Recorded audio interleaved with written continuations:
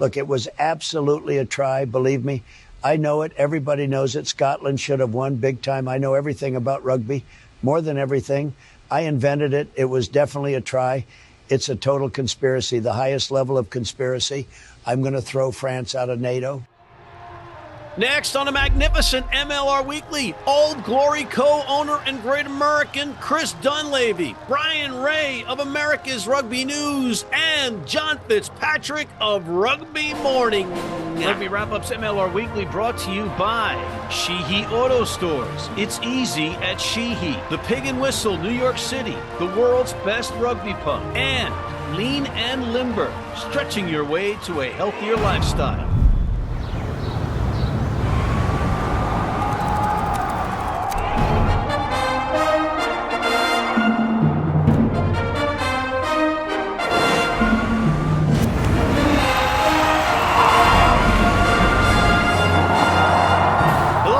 Welcome back to MLR Weekly, as presented by Rugby Wrap-Up. Matt McCarthy in New York City. Thank you for joining us once again. We have a huge show for you, including the co-owner of Old Glory DC, a great American, Chris Dunlavey. We also have a great Canadian American, or American, but from Canada, Bryan Ray of America's Rugby News. But before we get to them, we have our recurring segment, Rugby Morning's Coffee Break, with John Fitzpatrick, down in Washington, D.C. John, welcome back to the program. What the flock are you doing?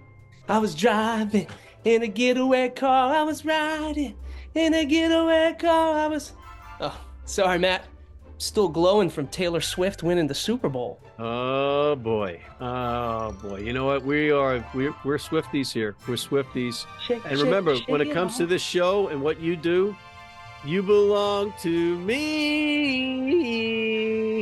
Next.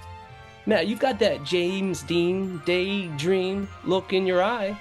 That must mean some MLR preseason matches are starting this week. That's right. 2 games on Friday. The Seattle Seawolves are hosting the Pacific Pride, and then the San Diego Legion are going to host the Chicago Hounds at Chula Vista Elite Center or something like that. First MLR preseason hit-outs of the season. Matt, are you excited? I am excited. I'm dang excited. But do you have? How old is your daughter? That's none of your information. That's creepy. Well, I'm just wondering why you know Taylor Swift lyrics, which is even creepier than me asking you that question. It's a love story, baby. Just say yes. All right. Yeah, very excited about the preseason, because behind the preseason is the full season, and I'm really excited about that.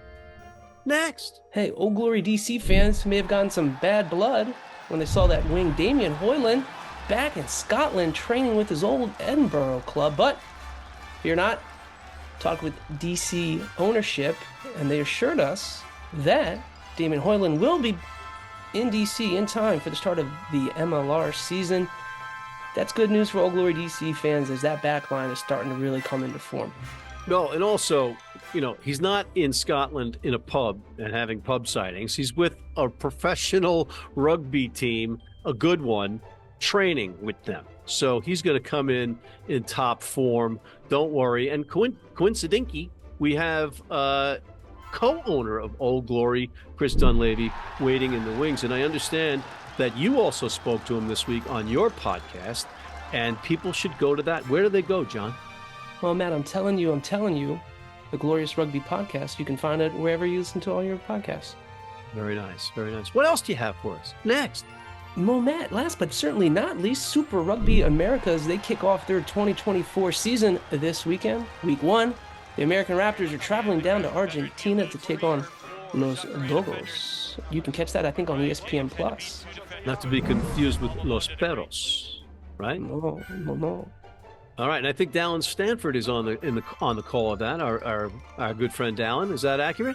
That is correct, and Brian Vizard of U.S. Rugby Foundation as well. Oh, they put the band back together. Band's back together. Good stuff. All right, what else you got? Matt, that's it. Just one more time for Taylor Swift. All right, well, you know what?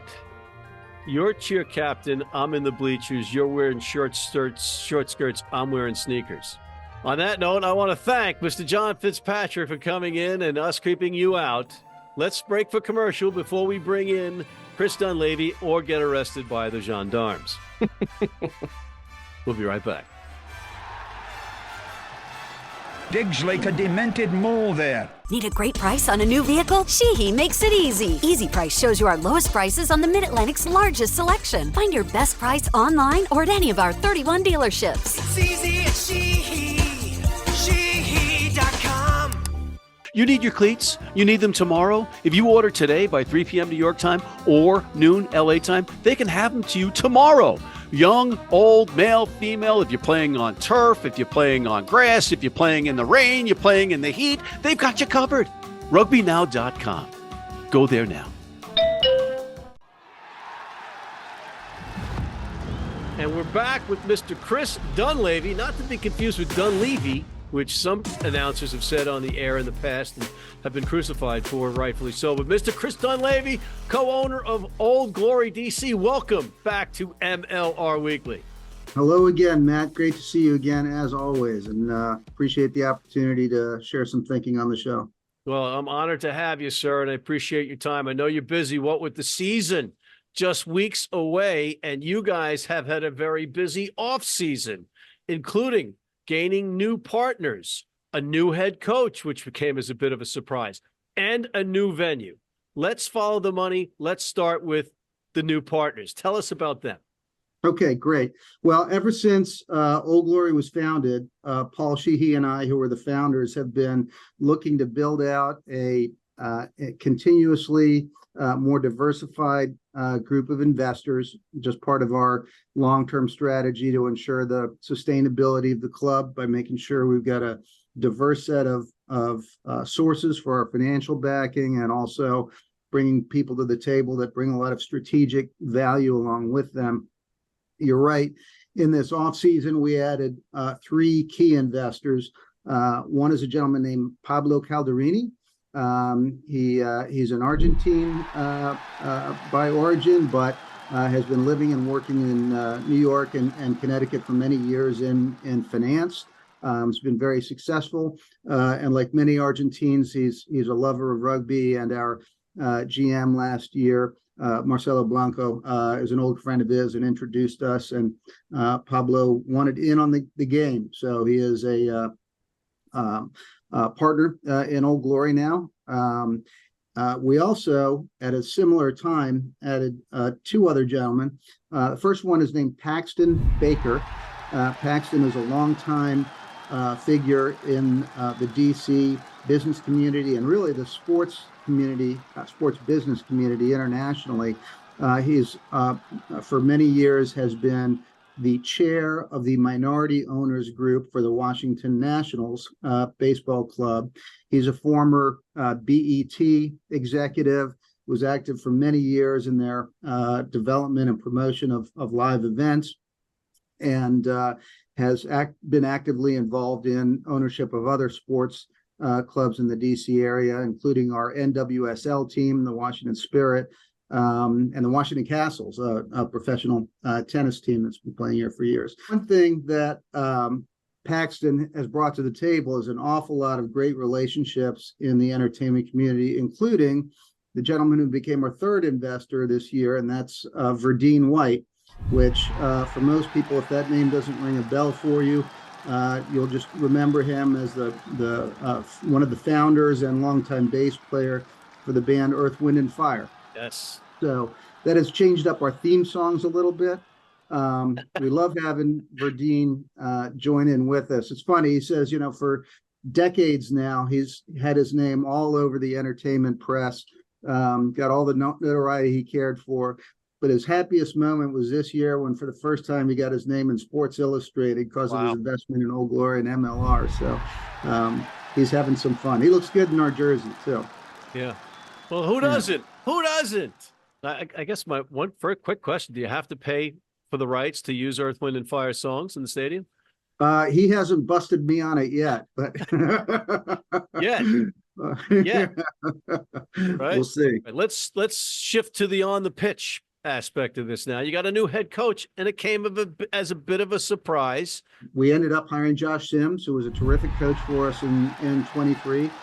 Took us to the playoffs for the first time, and in fact advanced in the playoffs for the first time. And really, I think, established a core of players last year that we're going to be heavily committed to keeping together and developing some cohesion with over the next few years.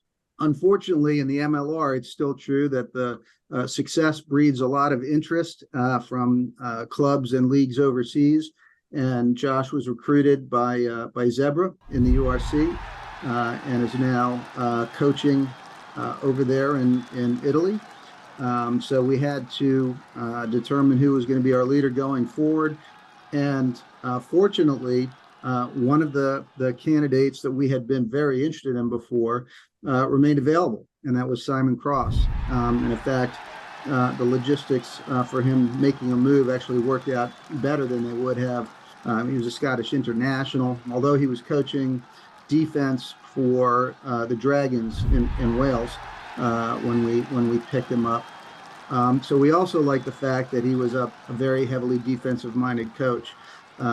We feel like we've put a lot of very high-quality teams on the pitch over the last few years, but we really would have liked at times some more consistency in the defense. I think there were a number of games where our guys would play phenomenally, but we might give up an easy try or two early, go into a hole, and have a hard time digging our way back out. So we think that kind of defensive focus is much more able to help us remain consistent in the way we play and the way we keep games close and pull out the wins we need to, as well as some really strong kicking coaching that we've been getting across the team coming in for the last few weeks while we've been in preseason training.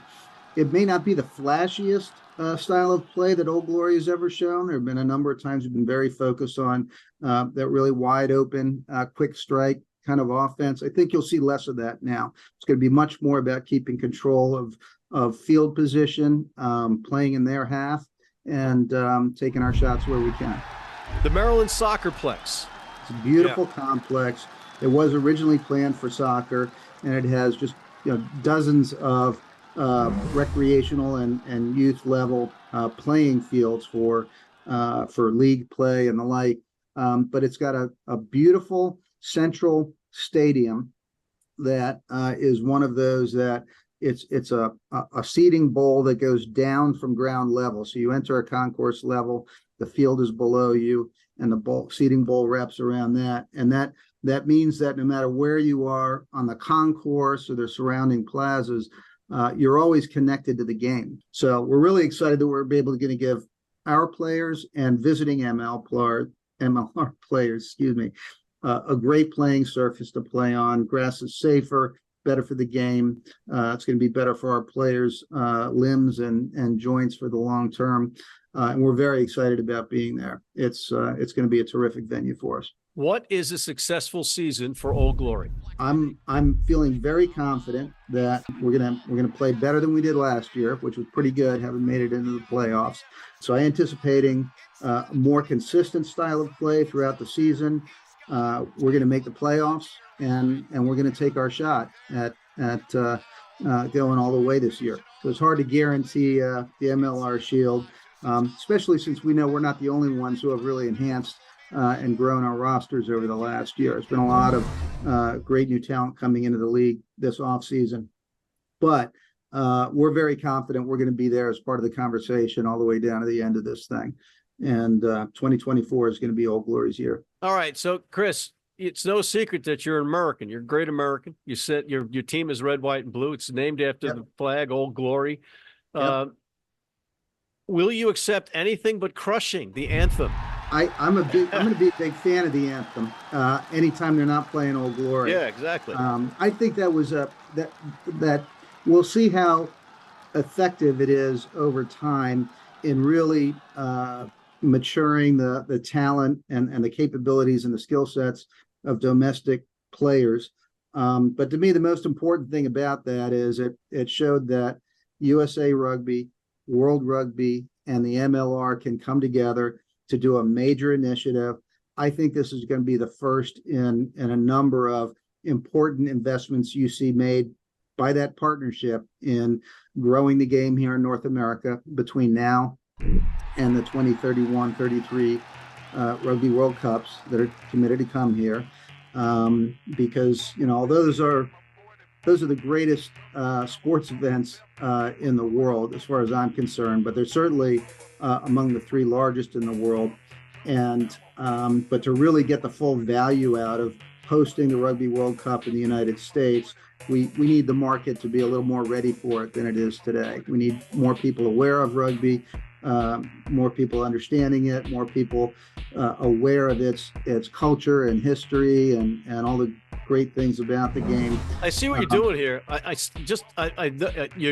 You're not fooling anybody here with this answer. You're dodging it. You're really kind of dodging it. You did say except when, but when you play them, what's the result that you want? I want Old Glory to crush everybody we play in MLR. So that's what I wanted to hear. Definitely going to have to. We certainly want to crush the Anthem as well. Well, fire in the belly. That's it. Yeah. All right. So New York franchise in 2025, Canada back. What's the early skinny on that? So I can only look at the fundamentals, which are New York is an expensive market and a challenging market, but of course it's one of the great markets in professional sports anywhere in the world. And I really can't believe we're going to go very long without a club being in New York again. Toronto, you can't say quite the same story about, but on the other hand, boy, what a great operation they had put together there. What a great infrastructure that remains there. How many great rugby players and fans are there in Canada. I think both those cities are going to have teams back within the next few years. All right. And I'd be remiss if I didn't have what we call the Sheehy Auto Store's pop quiz of the day. It's easy at Sheehy.com. And quiz you, because Paul Sheehy is your partner. You and Paul played rugby and still essentially have the cleats in the trunk to play again, or have, and will. Buddy, I played on Saturday in Dublin, Ireland, just so you know. You did? I did. I did. Man. How's the ball? I went over with my old club, the Washington Irish, and they were kind enough to let me and a handful of other old guys get a couple minutes on the pitch each while they were struggling hard against Mossburn Rugby. So it was a good trip. So what'd you play, 6? Yeah. Okay. Pretty much always. So yeah, I was on the blindside. Did a lot of rucking, got a couple good tackles, knocked on the ball a couple times, and that was my day. And how's the body? We're now 3 days later, and the stiffness has definitely set in. I won't be doing this every weekend going forward. All right. But anyway, as per our Sheehy Auto Store's pop quiz of the day, you're on a very short list of American MLR owners that play or played rugby.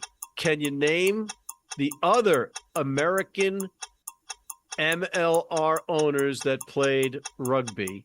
Can I name all of them? That's a good question. So I can definitely name Eric Anderson and Alex Magleby in New England, who were, I believe, both Dartmouth players. And of course, that's correct. This is correct. With USA Rugby. Matt Satchwell in Chicago was a rugby guy. Oh. And Phil Groves is a late bloomer as a rugby guy. He's another owner, part of the ownership. Yep. Okay, you're on a tear here. Yeah, let's see. Shane Skinner's not in Seattle anymore, but he played a little. Houston, Mike Loya played, I want to say at Harvard or someplace like that. And his partner Marty. Oh, and of course, this is Tim the Falcon with yes. Tim Falcon in New Orleans, who's I think he still gets out and props with the old boys sides from time to time. All right. On that note, I want to thank Mr. Chris Dunlavey of Old Glory, DC. Chris, thanks again for coming on. Thanks, Matt. Great to see you, man. Likewise. Don't go anywhere. I wouldn't like to be at the bottom of that.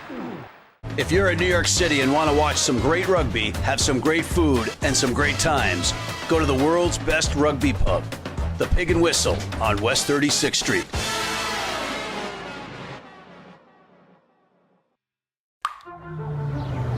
This is the Rugby Odds, where an unlikely pundit panel of a wordsmith, a WWE legend, a rugby star, and a supermodel Scour the globe, seeking best bets and bad behavior.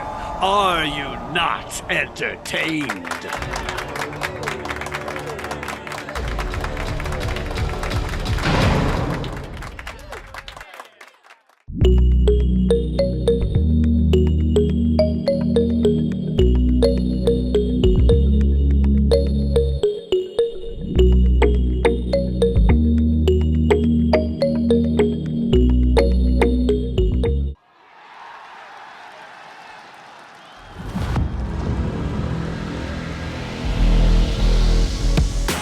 And we are back with Mr. Bryan Ray, he of America's Rugby News. You can also find him confusingly as Ray's Rugby on Twitter or X. Bryan, welcome back to MLR Weekly.